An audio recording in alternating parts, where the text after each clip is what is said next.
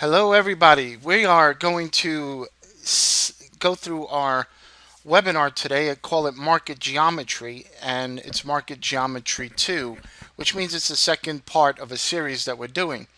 Now, I know the screen says Market Geometry 1, and what we're going to do is we're going to scroll through what we looked at last week, and then we're going to refresh ourselves and then come up to this week's information.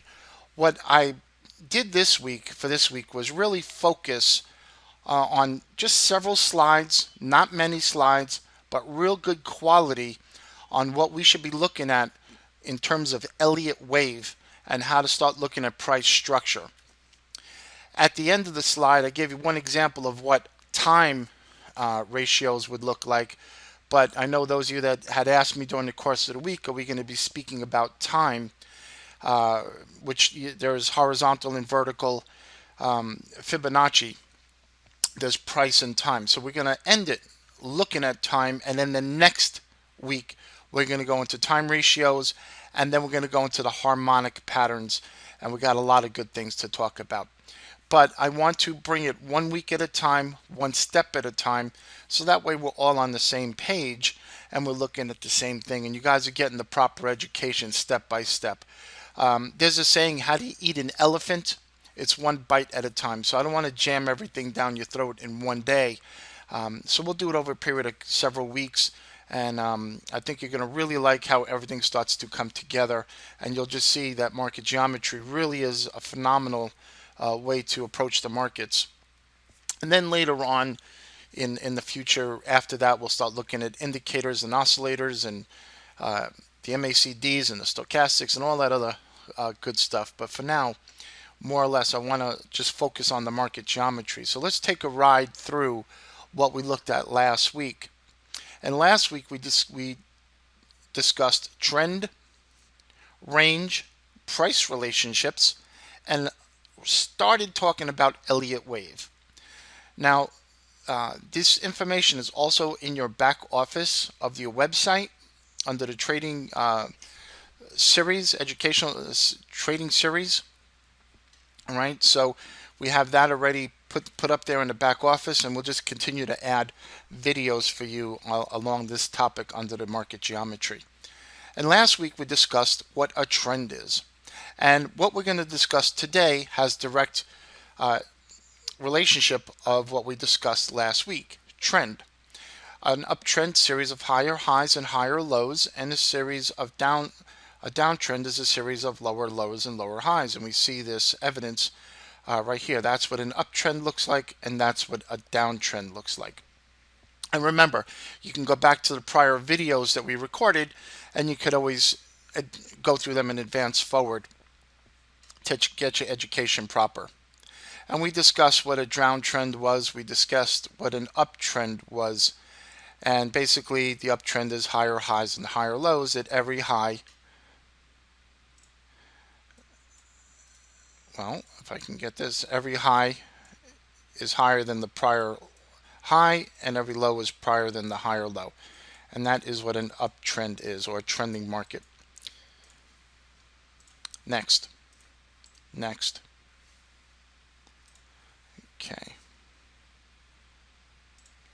Okay, we discussed what a range is. A range basically is where the market is going sideways in a zigzag action. And basically what is actually, if you were in the live training room today, you would have seen what a range is. And I do promote being in the live training room during the course of the day. You get a lot of education. There's not a lot of educating all day long, but we look at different points throughout the day and we educate on what is happening. And today we actually are in a trading range. Today was a range that looked just like this, or actually what you see on your screen right there. So we taught about this. We spoke about it last week, and we discussed staying out of a trading range because it becomes more trouble than not. You can get into trouble, and we don't want you to do that. Then we discussed price relationships, A to B, C to D. What is an A to B, C to D? Basically, you could see right here the A to B, C to D relationship. And this is going to hold true for what stuff we're doing today. Let me see. Oh, look at that. many times you'll see the A to B and the C to D have an equal type of swing. So when the market goes 10 points here and retraces 10 points, a lot of times you'll find a support type of area. And that's exactly what that is. Now, in a trending market, you'll see many times you'll have these same type of little relationships, and those little A to B, C to D relationships that we look at. And in a downtrend, the same thing holds true. Is you have your A to B, C to D. In a trending market, we tend to look at this, and this works out to be more of an Elliott. And you're going to learn today what a 0, a 1, a 2, a 3, a 4, and a 5 is.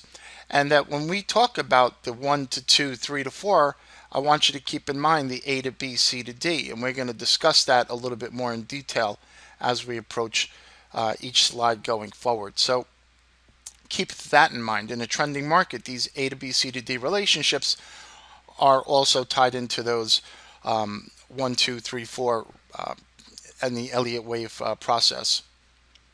And here's another example. This example, even in the Elliott wave theory, you have your fifth wave up, and then you have your A, B, C corrective wave. Also, this can be considered an A to B, C to D relationship, but when you're looking at Elliott wave, where you have 1, 2, 3, 4, 5, and you zero down here, you'll have your ABC corrective wave, and you're going to learn that today of what that looks like. Now, last week we ended with this slide, and this slide was basically giving you the beginning of Elliott wave and the thought behind it and the structure behind it. Now, typically in an Elliott wave process, you have a 5 wave. 1, 2, 3, 4, 5. When you have that corrective wave process right here, this actually also turns into that harmonic wave, where you'll have what we call an X, A, B, C, D, and it looks something like that. What we call maybe a Gartley or a butterfly or a bat or a crab pattern, which we're going to discuss next week. But we can't discuss this until we discuss Elliott and we discuss the trend and we understand the foundations that go behind these patterns. And today we're going to discuss market geometry, and this is the second in a multiple part series discussing this. Now, I've been doing market geometry for many years, since the late 90s, 97, 98. I started approaching and learning it, and I've had many mentors along the way, and I've read many books on sacred geometry and divine geometry and all sorts of everything that revolves around what we call phi or phi, depending on how you want to say it, PHI, okay? And it all revolves basically around the 1618, which is the perfect number. I'm not going to get too deep into that, or the 618. And this is small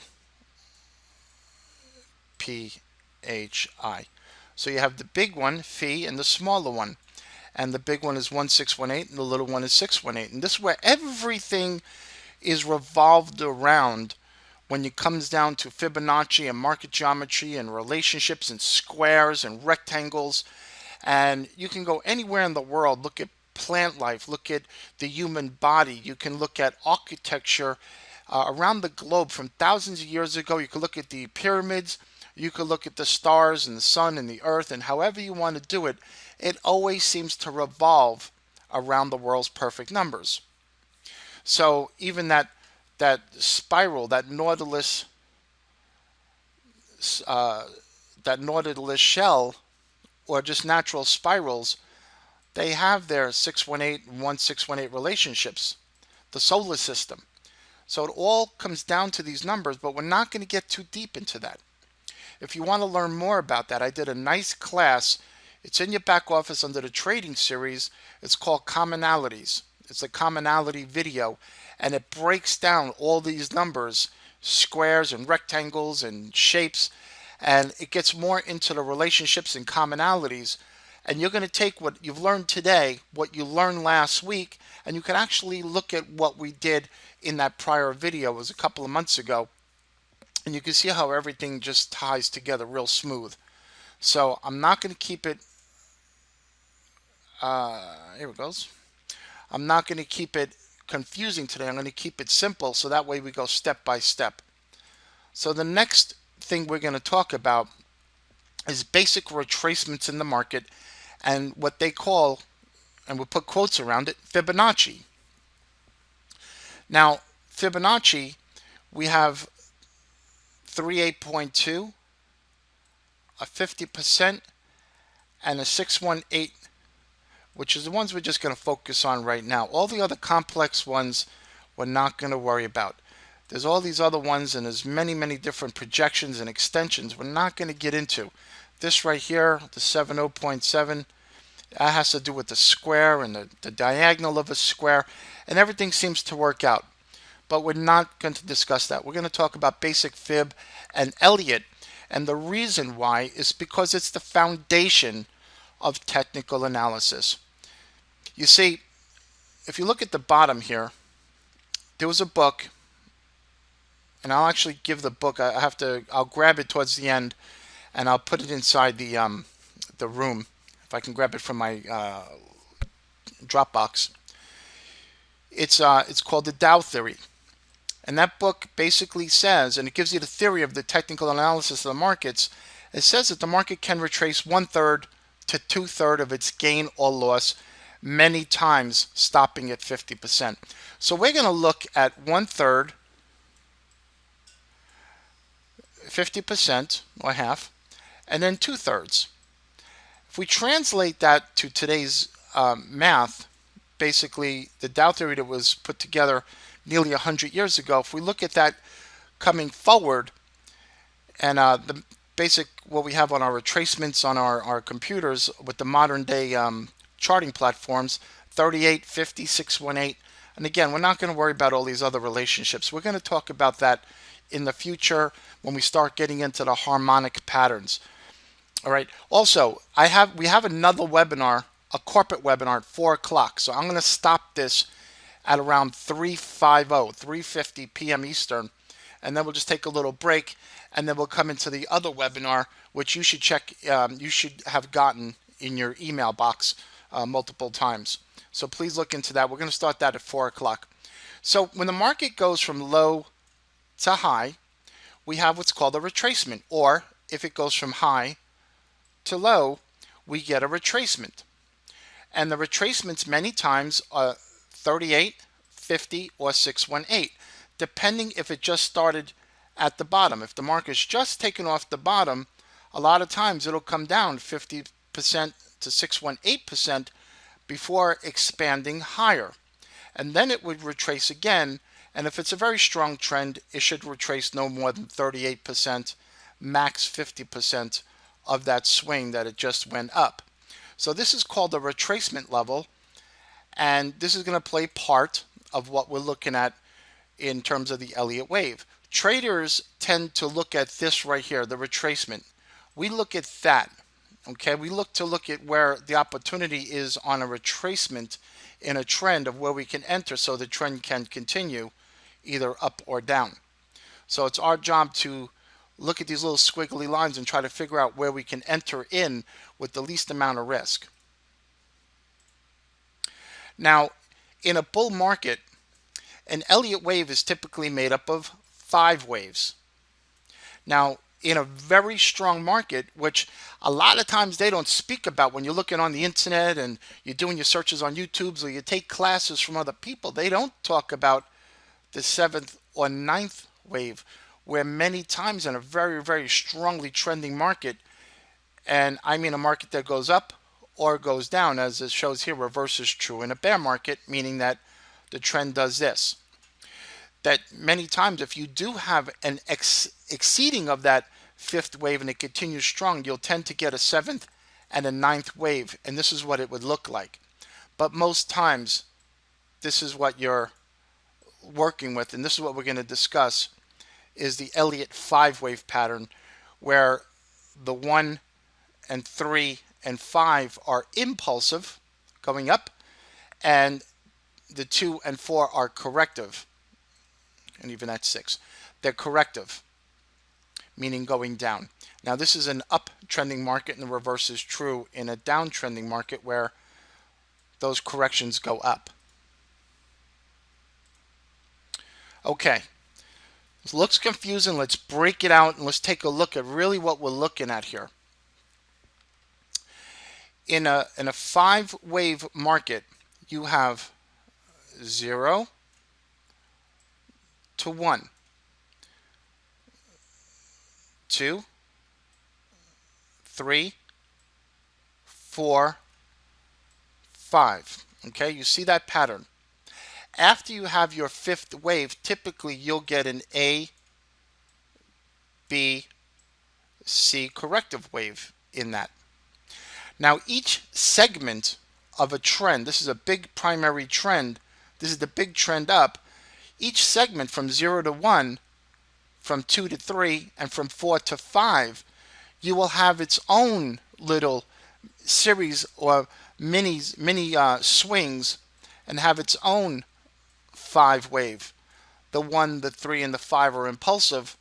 And once you get that first swing up, you then tend to get that ABC corrective wave, which actually becomes that 1 to 2. When they continue up in a trend and you get that second series of the 5 wave, and then you get that one more time, that A to B ABC corrective wave, well, let's think about this. Remember what we talked about earlier was we have this. We have the A to B, C to D relationship like we talked about last week.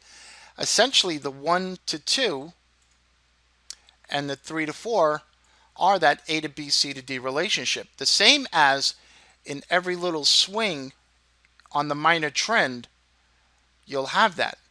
So during the first large swing up that you have, let's just say the market opens and runs up for the first hour, within that first hour, you're going to have minor swings, minor dips, minor pullbacks into this first hour of the day, and then start to go with that corrective wave process over the lunchtime period. So whether we're looking at this as during the day, maybe one whole day, maybe this, or 1 week, or however long on the bigger time frame, each of those swings have minor series in them of swings. This again was put forth in the Dow theory at the time, and then Elliott came in and decided to put his math around it.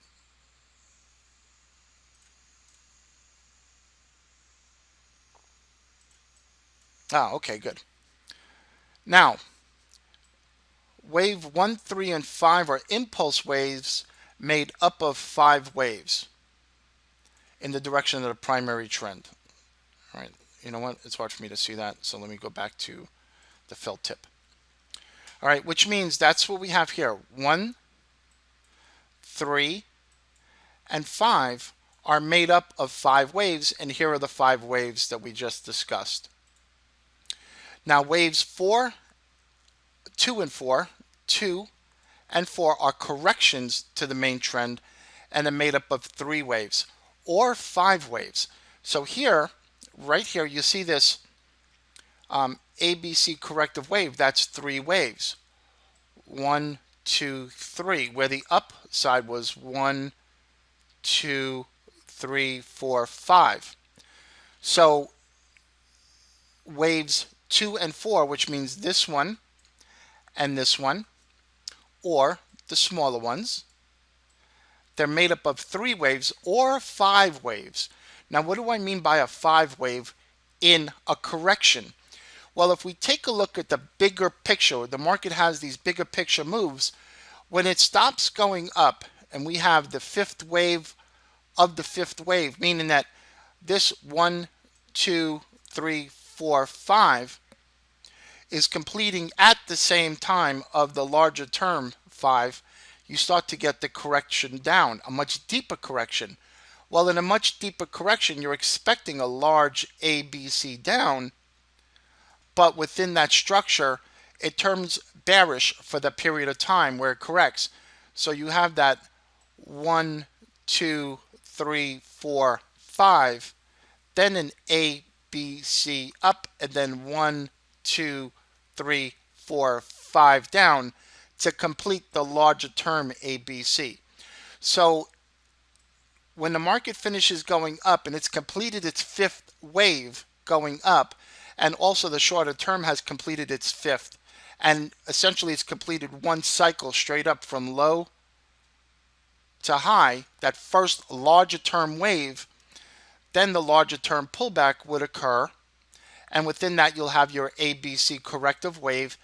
But since it's a big, longer process, you may have that series of 1, 2, 3, 4, 5, A, B, C up, and then 1, 2, 3, 4, 5 to correct, to get that ABC corrective wave process before the market can start turning up again.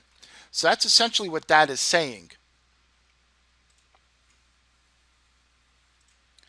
Now, impulse wave determine the trend and contain a minimum of 5 waves. Well, basically, this is determining the trend. The trend is up, so that's what it's basically telling you. Now, corrective waves, as we just saw, contain 3 waves. A lot of times, you'll get that 1, 2, 3, 4, 5, and when it corrects, it'll come down sharply and then continue up again, like that. So sometimes you'll have a flush rather than a pretty corrective wave, and that's not out of the ordinary. Now, wave 2 to 3 is typically the largest wave, the strongest wave from here to here in an Elliott wave. And also, it typically will hold 38% of the swing from 2 to 3, and we're going to discuss that in a future slide. And it will hold above this prior number 1 point. So those are the key elements that we want to see in an Elliott wave structure. That wave 2 to 3 is the strongest. On the retracements, it's shallow and stays above that prior number 1 high. Okay, now remember what we talked about in a prior class where we had the A to B, C to D. Okay? Essentially 1 to 2 and 3 to 4 are typically similar. So if this is 10 points or 20 points, let's just say 20 points down, this many times will be around 20 points also, give or take. All right, so they'll all be in similar degree of length depending on the trend. A much larger trend will have a much larger wave, and many times it'll be a percentage based, but we're just going to right now for basic purposes that A to B, C to D typically will emulate one another. They'll have that same type of length. And when you see that same type of length, it's something to look at for a trade opportunity, or where you could see a turning point in the market.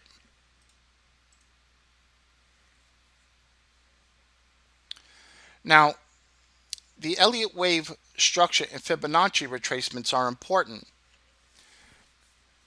All right, Elliott wave from 0 to 1 to 2. So we go from 0 to 1 to 2. Now, right off of this area, this many times is 50 to 6, 1, well, okay, I'll tell you what, let me just redo that. All right, it's 50% to 61.8%. Little fee, remember? So off the market lows, it may come down that deep. It may even try to come down a little bit deeper. And that's where you look in for that first higher low. So if you're in the live trading room, a lot of times you'll see me saying, Um, let's look for that higher low to occur. Once we get that higher low, then we can start that process of a trend in another direction. And then the next pull back down, we're looking for that second higher low.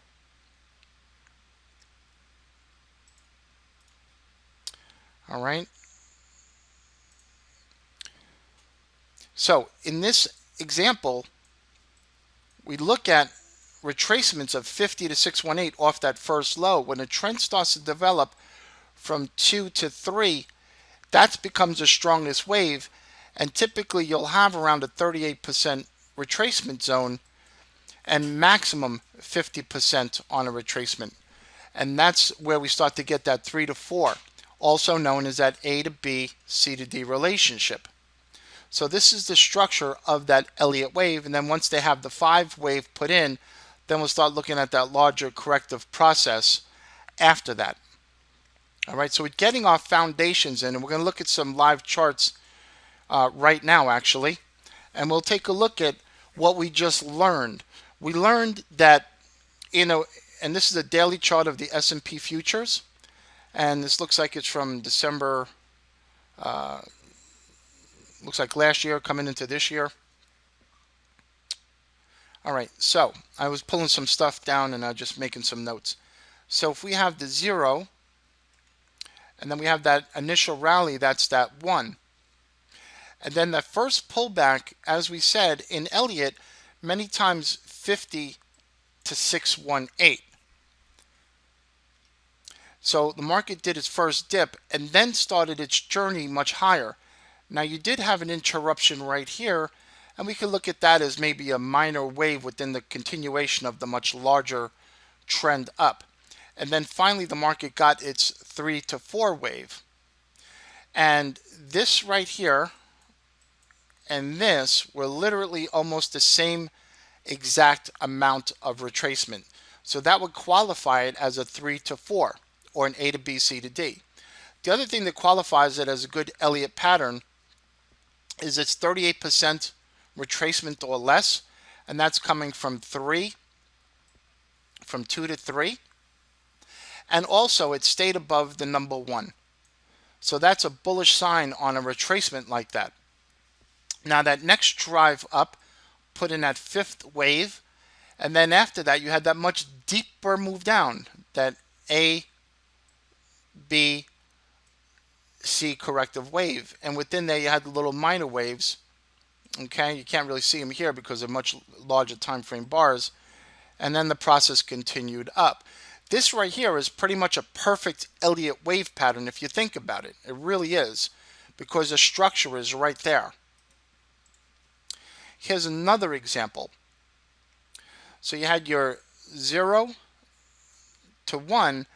However, you didn't get too deep of a retracement. That's indicating a very, very, very strong market, that when your first leg up off a low, it has a shallow move. That's extremely strong. That's a telling sign. All right. So your 1 to 2 had a very shallow retracement, but it was 20. Let me just fix that.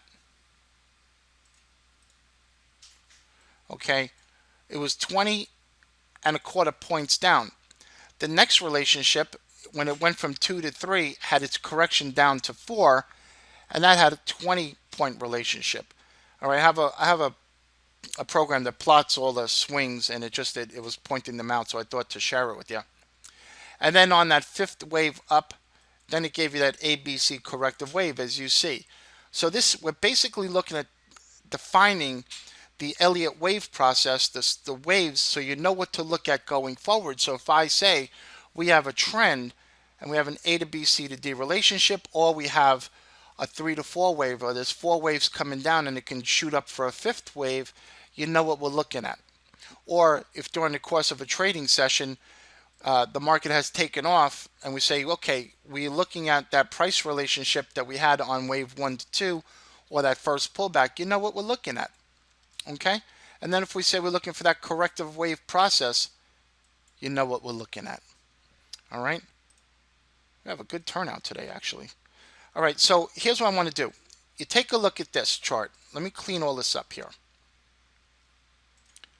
Erase all the ink on the slide. All right, so if I take this and this, and I'm going to zoom in, okay, because we talked about these corrective wave processes within the structure of a trend, right? We talked about that, but the higher time frame has its retracement like that. But if we delve deeper into it, we could see what happened. So the market made its first wave up and then gave that corrective process, that A, B, C corrective process down before taking off higher. Same thing happened after that third wave was put in. We have that A, B, C corrective process before the market went higher. And that prices, as we mentioned earlier, basically emulated each other. When prices meet, when you have a relationship from here to here, it's really important. The market likes to relate in degree, meaning that if this is a smaller time frame, you'll have little waves in here. A much larger time frame would have much larger waves, and it'll have relationships on much higher levels, as you see on this chart. So basically, what we're looking at is this chart right here, zoomed in, and we could see that within that process, you have those corrective waves, and it's just a natural thing to happen. And I don't care if you're charting sugar, you're charting the S&P 500, you're charting Forex, or you're charting Bitcoin. All right, and Bitcoin got charts. Patterns are patterns of patterns. You can chart the flow of water, the sun, the temperature, and you'll see that chart patterns occur in anything. I don't care what you're doing. It occurs in everything. And it's just for our job to identify this. Okay? Now, going forward into next week, all right, going forward into next week, we're going to have, we're going to discuss a little bit in terms of Fibonacci time, because right now, if we look at the low to high, and then we have a retracement, we know that, okay, 38 to 50% retracement, 618, but what about time? See, time is where you separate everything. All right, today the market was completely sideways, and we didn't want to get in trouble. Yesterday we caught a trade in the futures, a scalp in the futures, and the market did something like this. And we were in the live trading room, and we were plotting out time. All right, we were plotting out time, where time should come in. And when time came right into our zone, those of you that remember, I know Trish was in there, and I think Sean, I see a couple of you, maybe Justin or MB, I see a few of you that were in there. When it comes into time, you have a much greater opportunity of having success than failure, because you know that the market's corrected in time. So what we look at is, for instance, let's just say the market went up for 100 minutes.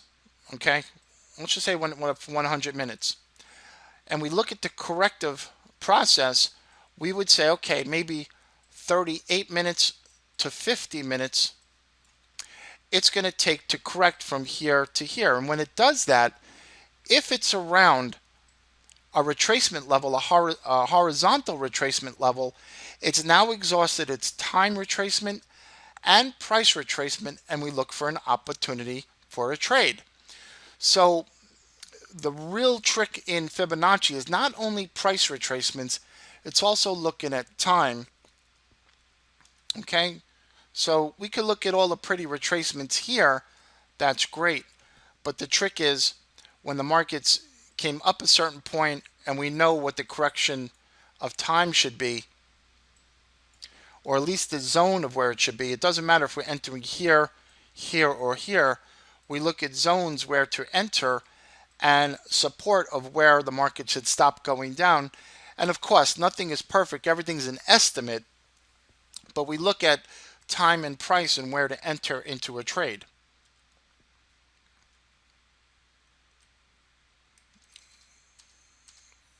Okay. So let me just...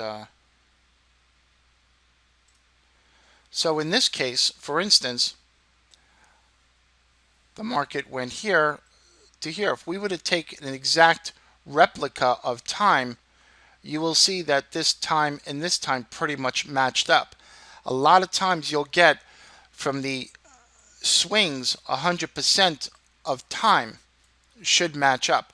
Now, let's just say this was 12 bars, okay, hypothetically 12 bars, and this went 12 bars, and it was here, and it was still correcting, and then it went 20 bars.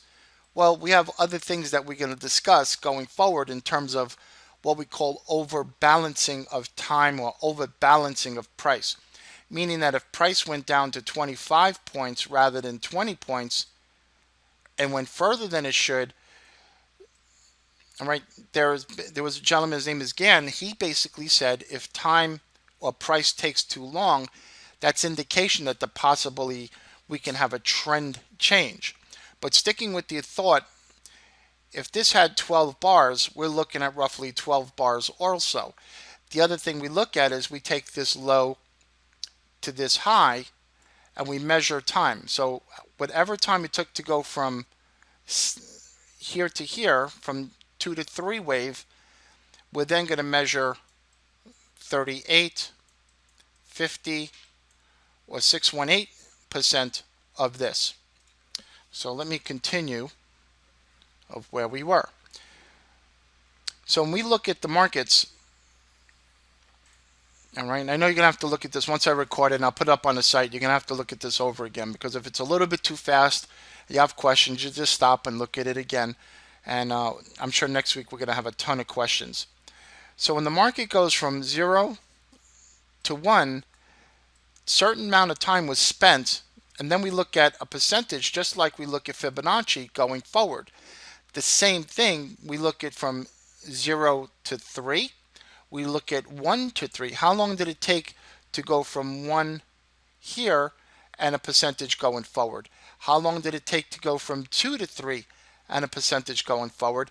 And how long did it take from 0 to 3 and a percentage going forward? So what it says here is when time zones match, what that means is when we start plotting time, okay, you're going to see they're going to get a cluster from all these different points to the market high. You'll start getting clusters, and when they start clustering up also, that gives you a better indication, because sometimes on a bigger trend time frame you need to do that.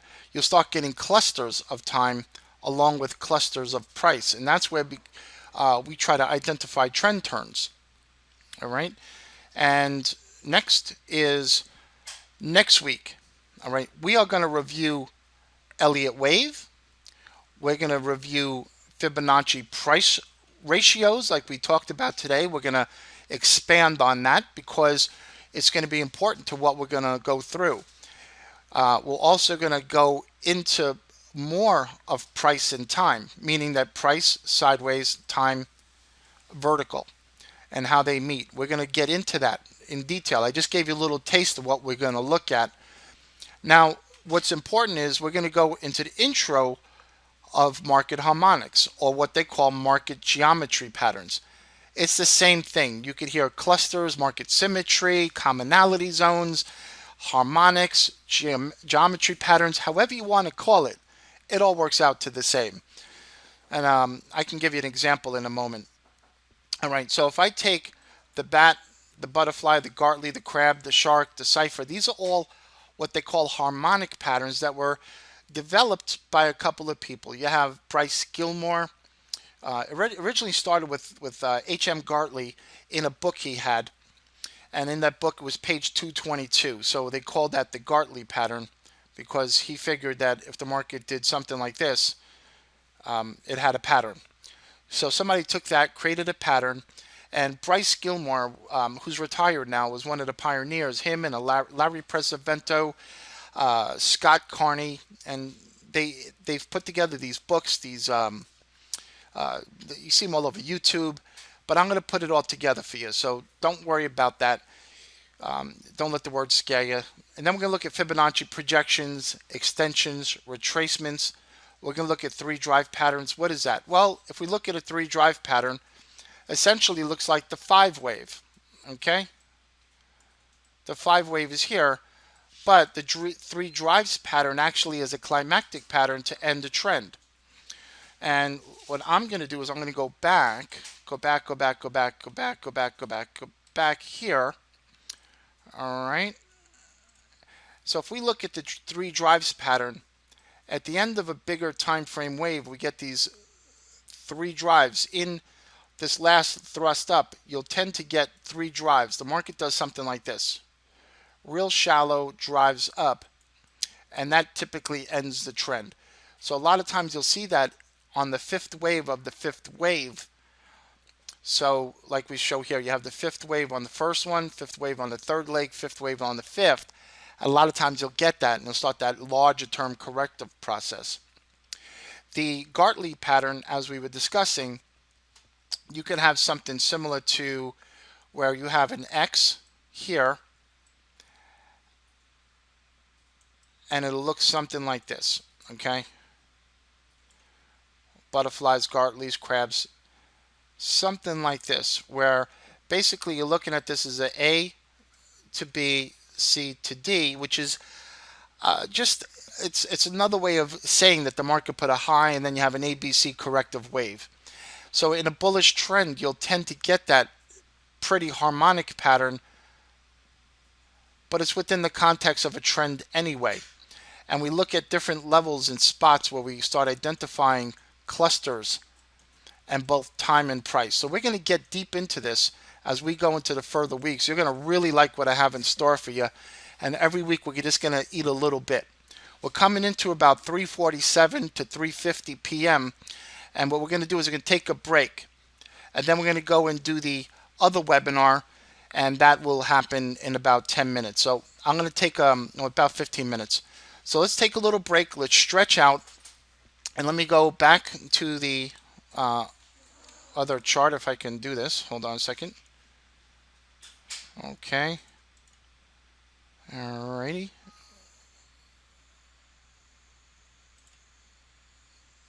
Alright, let's go back here. And as I said, next week we're going to get into all these different thoughts and ideas. And if I don't get to complete it next week, we're going to go for the week after and the week after. And we're going to keep building upon this until you have yourself a nice methodology that you can go into the market and you can create profits on your own. The vision for iMarkets Live, is for learning and earning. All right, you have your signals, that's fine. But those of you that want to learn, that want to pay yourself for a lifetime, that if you want to wake up one morning and take a trip to Indonesia or take a trip to New York City or travel or sit on the beach. I know there's one of our members, Mark Stokes, he's in California snapping pictures every day from the beach, showing his little trading setup. And we have other people that are doing that. And they're sending me their pictures. That's exciting, knowing that you could be successful from any place in the planet. You could build your network marketing business, but you also could have your trading business, and you can create a profit on your own if you choose to. If your hunger is big enough, if your conviction is big enough for success, for understanding the markets. And the other thing is the fact is you want to learn this stuff, because when you're expressing this to somebody else, that you educate people in the markets, that we're an educational company and we help people learn and earn, and they ask you, what's an Elliott wave? And you go, I don't know. Well, what kind of educator are you? So you have to ask yourself, you want to be well prepared, and my job is to prepare you well so you have all the information necessary. And just a little bit every day, a little bit every week, guess what? You know more than 99% of the people that will ever walk into the markets, and you can educate them. So you not only educate yourself, and you're able to create yourself your own long-term lifestyle. I've done it myself. I could live literally anywhere on the planet without IML, without anything, just trading alone. You understand? I've been doing that forever. All right. I want you to do that. The other thing is, I want you to be able to educate other people when they come into the markets and they're excited and they, talking about Forex, talking about futures and learning and trading. Sure. The last thing you want to do is say, well, I'm just on the signal. No, educate them. But that's up to you. It's your business, your own independent business. But the dream and the vision of when we started this was educating people to educate people. And teaching people to have their own independent lifestyle, multiple streams of income. You have the network marketing income. You have your trading income. You can have your signals income. All right, we got other great things to come. I'm going to be talking in the next 10 minutes on the corporate call, and check your email. I got some stuff we're going to talk about going forward. We're just getting started, and get excited. I will see you back here next week. I'll put the emails out in terms of the trading education, but we'll go through this next week. I got some good stuff to include, and we'll keep building on it. Once this video is uploaded, I will shoot it out to everybody tonight in a link that it's been uploaded in your back office, and you can take the time to look over it among your leisure. Have a great day, and thank you so much for being part of this.